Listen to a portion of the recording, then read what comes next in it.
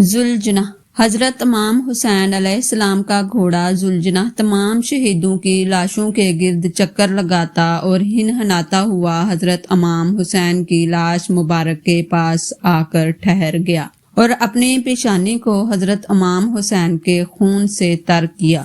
وہ اپنے پاؤں زمین پر مارتا تھا اور اس زور سے آواز نکالتا تھا کہ تمام بیابان اس سے گونجتا تھا، یہاں تک کہ لوگ یہ منظر دیکھ کر سخت متعجب ہوئے۔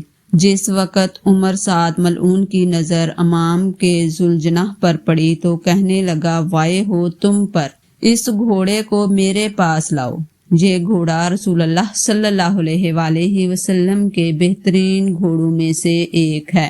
لوگ اسے پکڑنے کے لیے نزدیک آئے تو گھوڑے نے اپنے پاؤں مار کر اپنا دفاع کیا۔ کچھ لعین مارے بھی گئے۔ ذوالجناح نے کچھ سواروں کو ان کی سواریوں سمیت زمین پر پٹک دیا، پھر بھی قابو میں نہ آیا۔ یہ دیکھ کر عمر سعد چلایا، اس کو اس کے حال پر چھوڑ دو، دیکھو یہ کیا کرتا ہے۔